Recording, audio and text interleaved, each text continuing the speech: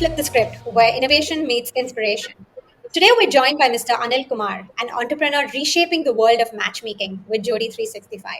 With experiences spanning continents and industries, he offers a lot of unique perspectives on identity, cross cultural relationships, and modern entrepreneurship. A naturalized American who decided to return to India, his story is definitely one of innovation, pivots, insights, and impact. So let's dive in. Thank you so much for being here today. Thank you, Ramya. Thanks for having me. We'd love to start off by just having a really quick, brief summary of like your journey and the pivots throughout, so the audience knows what we're talking about. Um, Gladly. And I like that it's quite fitting with the branding for your podcast, Flip the Script, because I've flipped the script a few times already in my adult life. You asked about my path. It starts with my having had this aspiration, this dream of getting into one of the IITs as a kid. Not just one of the IITs, but IIT Madras in my hometown, Chennai, where I am back again. It was a dream come true. And while finishing up undergrad, I thought about what to chart my career path in. I aspired to be a research professor at one of the best universities in the world at the time. And to this day, it still holds true. It meant heading to the US for grad school, which I did. I got a master's and then a PhD specializing in computational hydrodynamics. While finishing up my PhD, though, I decided to move away from academia. Not quite the picnic that I knew it would be going in. I went into consulting instead, engineering consulting, marine consulting to be precise. This took me from the Midwest, where I spent 6 years of grad school to Seattle on the West Coast. And it was lovely to be in that beautiful part of the country. I had this itch to do more, to create more impact. And I had a lot more time than I did during grad school, carrying the burden of a PhD project. I gave up my time to causes that I felt dearly about animal welfare, the environment, have been an activist in my youth. But I wanted to do more. I had aspirations to do something entrepreneurial. But then in my late 20s, I didn't quite have a sense for what, when, where, how, with whom. More so while having the limitations that I did of being on a work visa. So I couldn't just take a sabbatical and head to the Bay Area and join some startup or start something up on my own. And I had not cared about permanent residency for the longest time in the US, even though I had a company that was willing to sponsor me for permanent residency from week one. When I finally went through the process, it meant that I had to bide my time for mobility. I saw the option, quite like you did, having just finished an MBA from a top tier program in Canada, to pursue a part time MBA while still living and working in Seattle. What appealed to me was this weekend MBA program at the University of Chicago. It meant that I could work Monday through Friday and then fly into Chicago late Friday night, attend classes all day Saturday, and then head back late Saturday night, recover on Sunday, get ready for the work week, keep up with assignments, do the laundry, do the dishes, rinse and repeat. That sounds I did this for the amazing. first half of my program. Yeah, maddening, if you can imagine. What Yeah. gave me comfort though was that there were others who surely had it harder. I was single, not in a relationship, not married with a little child. And later I asked some of my married friends who would also fly in from other cities and states how they managed to keep it together. And the instant response that stayed with me. One good friend said, "Buddy, we all went through marital conflict." So I reminded myself that, yeah, I didn't have it as hard as many others did. But once I was midway into my program, coincidentally between quarters, my green card came through. And I was faced with a decision, which wasn't a tough decision in hindsight, whether to continue doing this part time. My work had also been suffering. So I had to make a decision as to do I slow down my program or do I go full steam ahead into my program, which is what I chose to do. Had then had a good house for myself in Seattle that I had custom built. Then, not knowing whether I'd return, I just switched the lights off, packed 13 suitcases, and took up a studio within 2 blocks of campus. So I went from, 1800, 1900 miles away with a 14-hour door to door commute to within 2 blocks of campus. And it was, as you surely know, a very enriching program. An MBA program is something that you immerse yourself in. And I made the most of it. I got to apprentice at Hyde Park Angels, which is now one of the leading angel investment networks in the Midwest. And with all the goodwill that I'd been earning, doing well in my program, taking my time there seriously, I had doors very graciously being opened into venture capital for me. But then I still had this desire to be in the trenches, to do something of my own, rather than explore these doors that were being opened into venture capital for me. I pursued an idea that had been in the back of my mind for the previous decade. I was in my mid 30s by then, and I'd been as hard charging type A personality that I was, as many of us are, and I'm sure many of your listeners are. Had what was a very human desire for companionship. So from my mid 20s, I thought that okay, I was ready for a serious relationship. But then when you're a busy professional, when you have a lot of commitments on the work front, and it's not that someone's putting a gun to your head, and if you're not into the nightclubbing, bar hopping, partying lifestyle, and you even ask yourself whether you have the time to mix and mingle and put yourself out there, where is one to find a suitable partner? And I've long had this philosophy. I wouldn't mind using a little French with you young folks of not shitting where you eat. So I've not been a fan of exploring relationships at the Yeah. workplace. Um, Odd for me to be saying that because my parents met at the workplace in the Calcutta of the 1960s. Go figure. Okay. Yeah, and they were together for almost 60 years until my father passed away last year. But I was, to some extent, not quite sure that things would work out. And if things didn't work out, how do you deal with a workplace romance that has gone sour? So, what you have to navigate around not being staffed on the same projects, not being on the same teams. So, yeah, and I didn't invent the expression, you don't shit where you eat. Online options had emerged.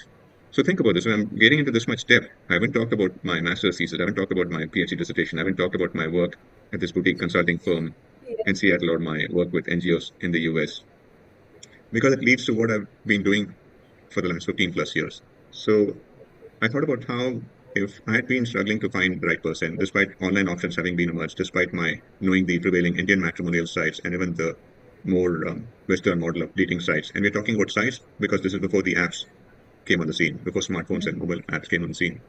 I thought that there must be others who would be having the same trouble. What changed? What flipped?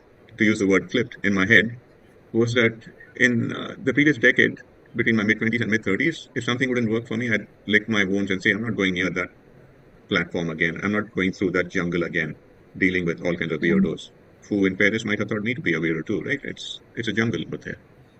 And I would withdraw, lick my wounds, and think that no, you know what? Maybe it's best if I find someone offline. Maybe it's best if I make time for interests that I care about, whether it's going on hikes with the Sierra Club or vegetarian potlucks or bicycling group or socializing with friends more. But then it's a challenge. What flipped for me was while finishing up my MBA, maybe just the added confidence from knowing that nobody has it all figured out. You figure things out. And I thought that, wow, I don't need to think as a consumer. What would an entrepreneur do? Here is a problem. Here is a very difficult problem. I probably could do a better job than these bozos out there. So let me go and found a differentiated matchmaking platform for a changing India because I saw the winds of change blowing in an increasingly open India with young folks, all you folks. Well, I have a lot more salt than pepper in my head, with a lot more economic independence, living on your own in different cities, away from home, not having to answer to any curfew from a concerned parent. You're not back home at 11. What are you doing out there? And with that increasing economic independence comes social independence on whom you want to hang out with, whom you choose to explore a relationship with. The boyfriend girlfriend thing has become quite common in the young generation. And I thought about how things were quite the same in the US to an extent that people don't recognize. The winds of change blew across the US too in the previous couple of generations. Let me offer a better solution, was my idea to the young folks in a changing India, because I didn't see them quite excited by a Sanskari matrimonial app. Sanskari as in holier than thou, very traditional Yeah. matrimonial site where you still have the moms and dads. See, Nandan, I'm probably touching a nerve over here. We should talk. Yeah, Not I've yet. not known Not you yet. and Not not yet. taken the liberty to ask you, what can I do for you? But thanks for asking. You can see that a lot of it is coming from my heart. I flip the script, but I'm not going by any script over here. So I thought that there had to be a better solution for the youngsters because you might still have the moms and dads, concerned Indian parents who think that it's their responsibility to make sure that junior is hitched. Uh, but then you talk to youngsters, nobody's ready for, to use another Hindi expression, chat mangni pat bya. I shouldn't say nobody. There are some folks who may be ready for marriage in the near term, within months of saying that, okay, I think it could work out with someone. Some others may be conditioned to be open to the idea of an arranged marriage because what is it ultimately? Being introduced to someone. It's not that someone's saying that, look, this is the woman you're going to marry. Look, this is the man you're going to marry. You have not just veto power, but you have a say in which clown you choose to engage with. They may be okay with going in for an engagement with the comfort level that, okay, we all agree that I'm going to have some months in which to get to know the other person better. A courtship period. It could be a few months, it could be several months, it could be up to a year while they get their professional life sorted. Some others may be in their mid 30s and say, look, I've been burned before. I don't want to rush anything. I'd like to get to know someone as friends first. So I'm mixing things up over here because I'm giving you some insights into what were the genesis of, what were the foundational ideas behind a Jodi 365. So it was designed to appeal to the young generation who weren't quite thrilled with the prevailing matrimonial sites, but not along the lines of a dating model, so as not to antagonize the older Mm, generation. What are you doing on a dating site? And I've been surprised by how others, a few years after I introduced Jodi 65 as a sensible hybrid between the traditional and the modern, between the matrimonial sites and the dating apps, others came along and have taken bolder bets that, okay, let's introduce dating in India, let's make it mainstream. To a large extent, there have been many copycats that thought that, okay, there's an opportunity for a Tinder, for a casual dating app in India. Good luck trying to be the Amazon of India. Good luck trying to be the Tinder of India. Amazon is going to be the Amazon of India. And Tinder, an early stage investor put it well. This is not a China where you can have homegrown alternatives. Fast forward, I've been doing this for 15 years now. I've had probably 9 pivots I like to bring up within team discussions because the space has been rapidly evolving, constantly evolving, to where you have hundreds of sites and apps, each catering to their respective communities. And there are dime a dozen dating apps also. Many have crashed and burned. The ones that have survived have pivoted to closer to where we are as middle ground between dating and matrimony, more into serious dating, as they like to call it. But I've also recognized that there's a lot of swiping fatigue. You just see thousands of profiles. People spend hours a week, if not a couple of hours a day.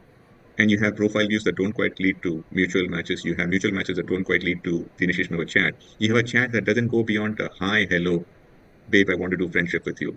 And you have chats that don't progress to a conversation. You have conversations that don't progress to a meeting or a second date or getting acquainted with the families. Whereas people want the human connection. So in its current avatar, Jodi 65 is a purely personalized matchmaking service for the serious.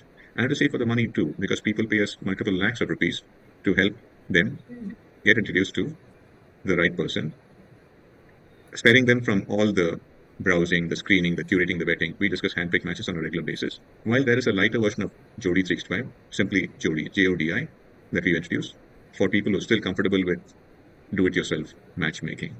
And let me put a lid on right. this and make it more of a two-way. No, no, that was really interesting, and it was great to know like what inspired Jodi 365. It was like an actual problem you were facing, so it's got a lot of heart in it, and we can see it from the way you're speaking as well. So coming back to Jodi, like so matchmaking is so like deeply intertwined with like relationships, and like you said, there's so much human emotion, especially when it comes to like even say rejections. So what are the biggest like myths and misconceptions like you've encountered about modern dating, modern matchmaking rather? Myths and misconceptions. Yeah, I wouldn't call them myths and misconceptions. Let me be gentler uh, to my audience. Something that is something jumps out. It just is striking. We talk to folks and we ask them, "Hey, so what are your preferences?" And I hear this all the time. If I were getting to know someone organically, if it were a love, quote unquote, they use the expression love marriage, then I'm okay with whatever religion someone may be in, whatever community, whatever mother tongue, whatever, yeah, whatever their background. Yeah. But then since I'm searching within this context, I want somebody with with this religion, with this linguistic background, with Yeah. this community. And I say, well, what's the difference? If you're open to the idea of falling in love with someone, why not be more open minded when it comes to finding the one who may be right for you? So I wouldn't call it a misconception, I'd call it more of a mental block. And I wish that people didn't bring a checklist approach to finding their partner. And I like how one Mm, researcher in the US, so he's taken a lot of flack for some of his, the integrity of his work. But Dan Ariely put out a paper that I appreciated, which is that human beings are not search goods, but experience goods. You MBA folks would understand this readily. So it's yeah. not like you are Yeah. looking for some item in a catalog and you find something that meets your Mm, requirements, which is so yeah. you've got to experience a human being really to understand who they are with all their traits and imperfections, their virtues and flaws, in quite the same way that my parents came to know each other. Here, my father, a Tamilian from Kerala, my mother, a Sindhi from Karachi, pre-partition India, met at Calcutta Mm, of all the places. That was not hometown originally for either of them. Or how one uncle fell in love with a neighbor and had a young mm, niece play pigeon post, transferring love notes between the two. So mm, I wish people didn't come in with that mindset. And the other thing is, it's more of a pitfall that I hope people are wary about. It's very easy to fall for someone online, and I draw the parallel Mm. without quite knowing them, because how can you really get to know somebody? It's all fuzzy. You have only a superficial view of who they are on a screen or on paper. It's just a two-dimensional profile of complex human beings. Quite like, and I say to anybody who would listen, take your time getting to know someone, because Mm. human beings are like onions. You got to peel the layers to really understand what's at the core. And I could even take this Yeah. one level deeper, because who knows, they might make you cry once you really peel all the layers. So, but right? Very true. Careful. I can read body Yeah. language. I'm there. I'm glad we're in a podcast. But now I'll ask you, Ramya, with your eye roll, I think maybe you and I should talk sometime. Then, so what happens is you're not quite getting to know the other person as much as wishing and projecting your own desires and preferences onto someone. And it's a useful parallel here between how everybody, a lot of people were taken in by Obama, the change candidate in 2008. They didn't quite know him, but they pictured him to be all that they wanted him to be, only for him to disappoint many people. I'm not introducing my personal politics here. I've had enduring admiration for Yeah. him as a person. So this is the second thing that comes to mind. There might be more. Maybe not make it all about only this question, but yeah, Yeah. Okay. And like, what trends do you see in the next few years for forming these meaningful relationships, stuff that maybe you need to think about in your work or in your like company? Just to what as I said before, Ramya said, I mean, the trends part is very yeah, interesting Nandan, because if we see matchmaking a few decades ago, which was early 90s or early 80s, versus now, yeah, it's completely different. yeah, The internet has made our lives faster. We go through humans as we're going through pages of a textbook or a notebook, and emotions are not yeah, valued as they were valued a couple of decades ago. So dating has become Yeah. faster, just like Swiggy, Zepto, Blinkit. So we're yeah, just swiping through our checklists and our options. yeah, yeah, So what yeah. trends do you see on those lines going ahead in the future, and how matchmaking would be more successful? Yeah, I see a few, and I've observed a few. And because it's important to stay on top of what's happening, as I said before, it has been evolving over the last decade and more since I've gotten into it. I touched upon one already, which is that there is fatigue. When the barrier Mm. to entry is so little, anybody and their dog can come up with an app. It really is quite easy, more so with AI tools these days. Yeah. And there's the absence of human connections. Okay. Anyway, let's. So I'm not sure if the connection flows. I'll rewind a little bit. You asked about the trends, and I talked about how, yes, this is a constantly evolving space. It's important for me to be mindful of what is happening. And I touched upon one already, which is that there is swiping fatigue. It's so easy for an app to be introduced. People go in with Mm. a lot of hope, and you're just on these different apps swiping. There's the absence of the human connection. So I see more of a return to the human way, the human approach. That can be in the form of a matchmaker that spares you from wading through the jungle while you live your best life. Go about your professional career, go about your social relationships, while being open to the idea of an introduction here, an introduction there. It could be from a through a friend, it could be through a family member, or it could be through a professional too, who serves as your concierge at the first level, who then serves as a trusted intermediary.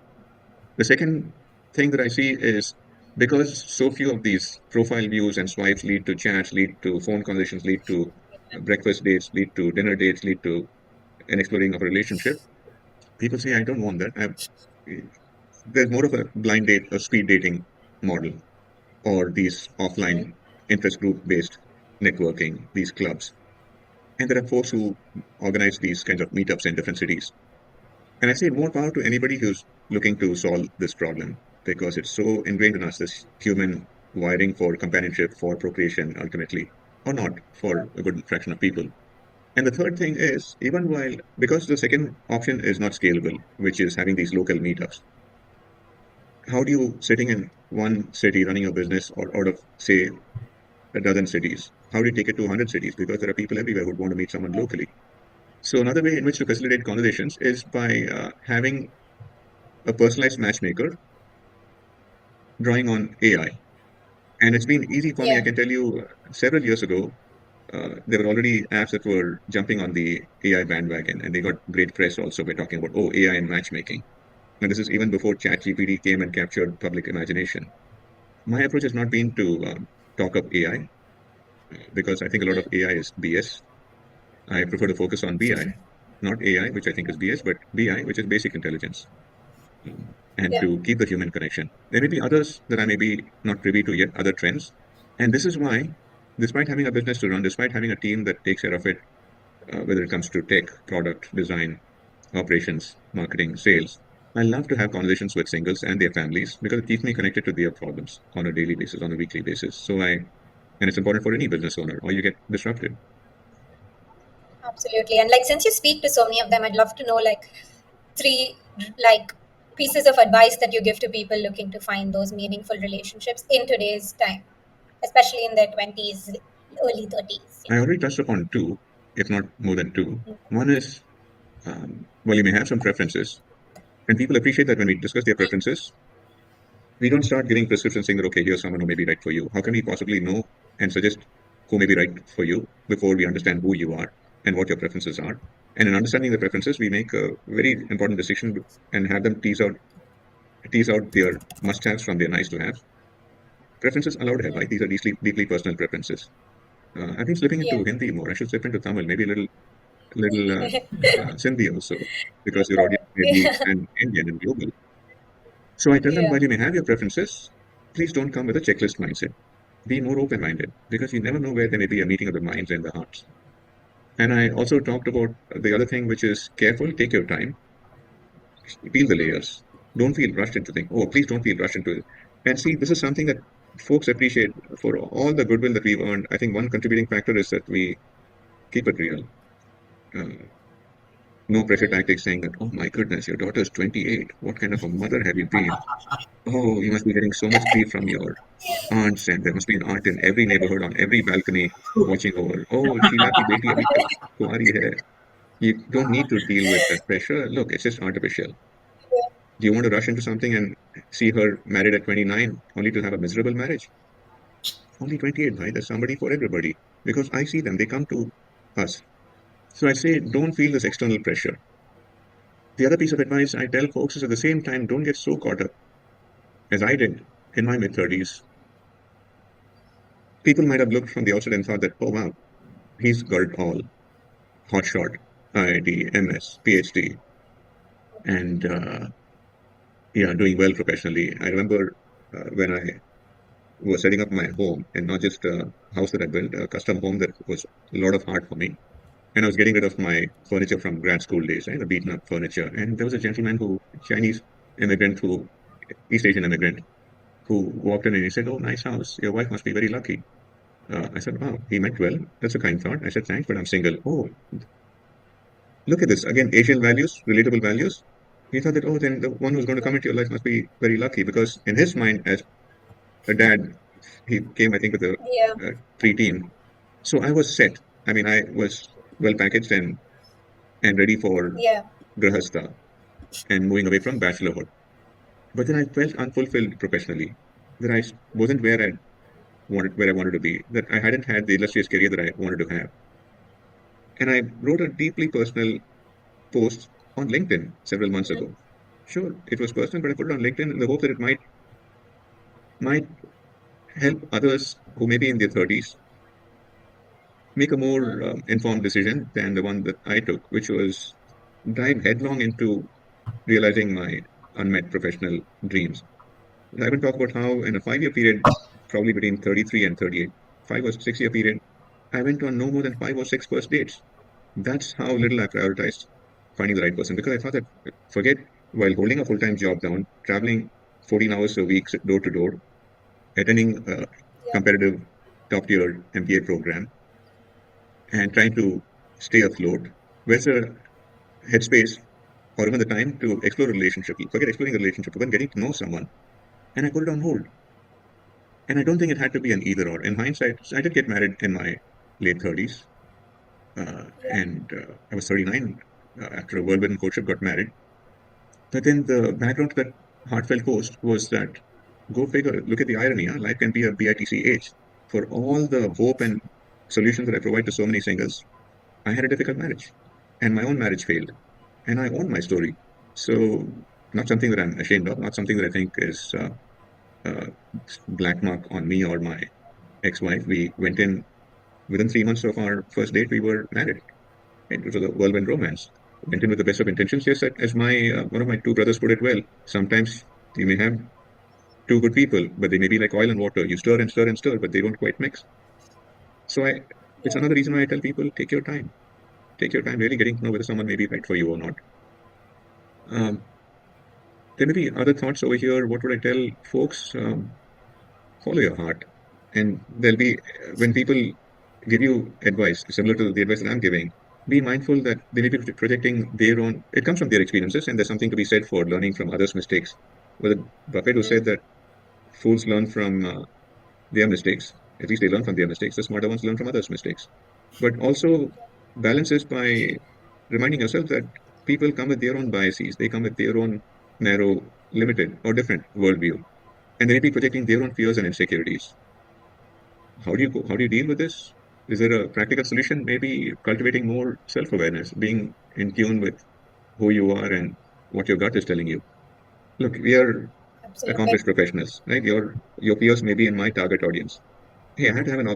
obligatory plug, right? Please, if you're listening, folks, Jodi365.com for accomplished professionals. But we tend to be very analytical.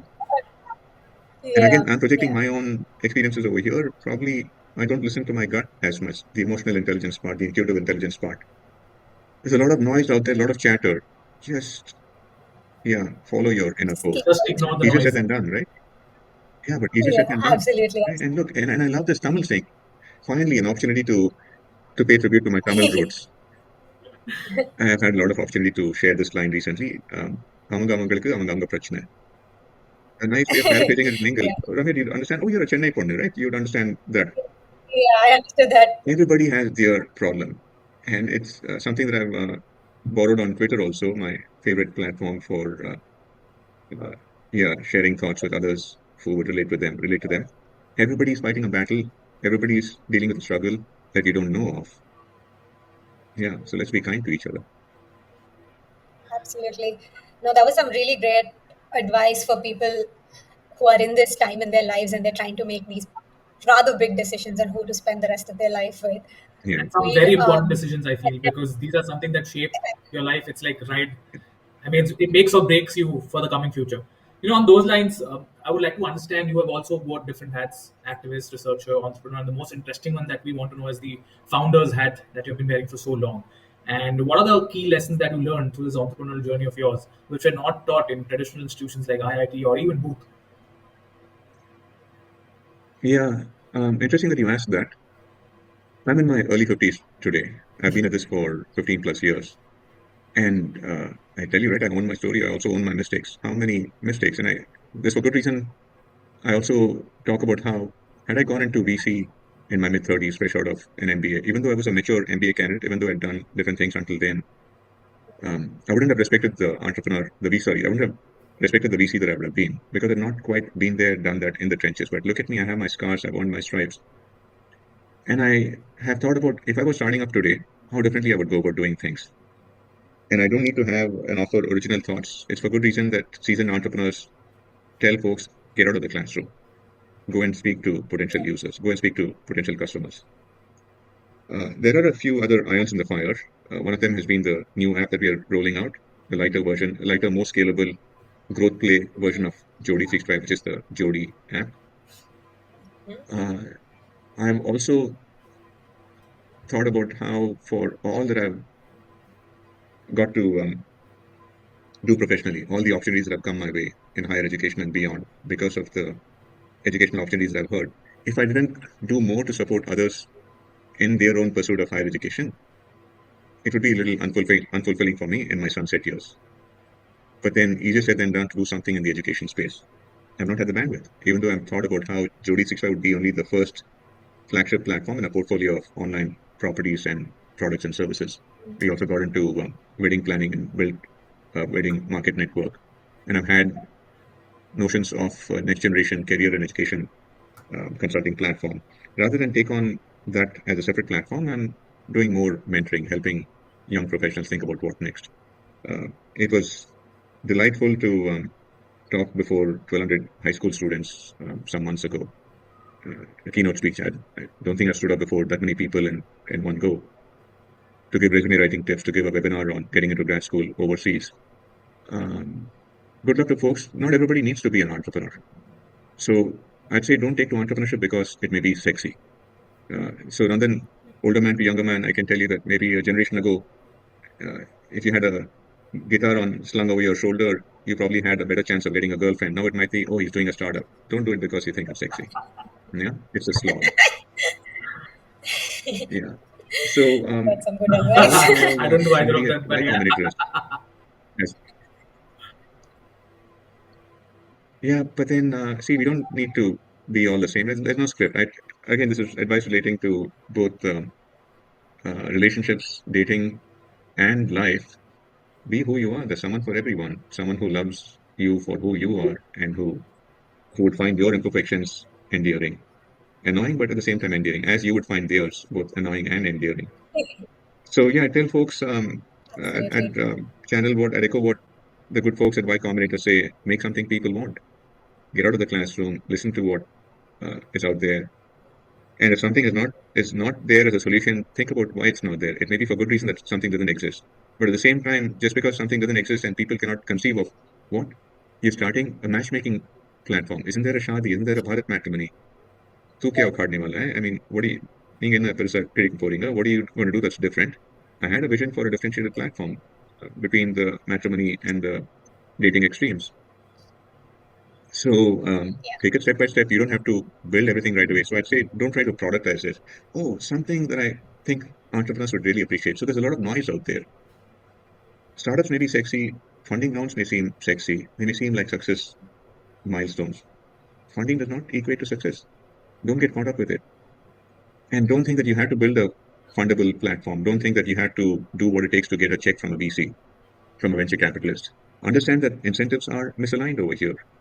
You hear of the success stories, but you have a media investor complex that likes to shag each other and oh look how great the startup ecosystem is, look how great the investor ecosystem is. See, investors are money managers. They raise bags of money from people who want to diversify their assets and say let's hope to get better returns from this riskier capital, not just the stock market or even mutual funds, or the other way around, not just safe index funds or say riskier stock bets. Let's allocate something towards venture capital or private equity, where the outcomes may be outsized, but it's hit or miss. So they may raise $100 million with the idea of putting it into 20 companies with the hope that one company would be a home run that would more than return not just their $100 million, but say 3x the money so that they can return 80% to investors and keep 20% as their share of the profit generated from the sale of a startup when they cash out, when there's liquidity. And they get their management fees. So they are incentivized to take as many bets as they can. Whereas an entrepreneur is all in. A VC will easily walk away from something if they aren't going to see if the startup is seen as a walking dead. At best you might survive. So as you engage with investors, think that your incentives are different from their incentives. And there's enough advice out there that I don't need to get into one, two, three, four, five. Yeah. So what I'd say generally is Absolutely. learn as much as you can, have a curiosity mindset, and that will take us all far, no matter what we do, whether it's on the personal, get to know somebody better, whether it's a professional, which career path, and think second order. Don't just think that, oh, my life may be set up, I get into Rotman program. What beyond? Right? So then what? Yeah. Keep asking, so what? Then what? And same with even, okay, startups. Okay, I see this problem. So what? I could do this. Then what? And then someone may show interest, and then what? Will they pay? And then what? So think beyond the immediate first order citing of a problem into second order. I remember my one So of my here we're doing this. mentors, one of my mentors always asking me to ask the what question to every step that I take. So it's important. I Yeah, mean, you said it. I gone back into those sessions with my mentor where he used to tell me what. So what if you have done this? So what? Yeah, it's a lovely. great way to define that. So we're on to like our last question for this session, which is just about making big life decisions. How do you go about making these big life decisions? Just like maybe very briefly, so that's something people can consider when they are actually in the stage of decision making. I'm glad you asked. Life and I'm founder glad you asked. See, decisions. I say this in all humility. I can't claim to have figured it out. There are still so many big decisions ahead of me, personal and professional. And I think about how there have been many big decisions that have not worked for me. So I'll crisply give two thoughts over here. One is that we may really want to go in a certain direction, saying that, okay, I want, my decision is to pursue this, but those doors may not open. Be nimble enough, be creative enough, be zen enough that you may be open to the idea of possibilities of some other doors opening. You may be banging on this, but a side door may open, and that may still take you towards your destination along a different path.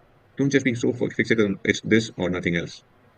The second is, and I wish I could have done something about it. I hope to do something about this. The second piece of advice is have as still a mind as possible.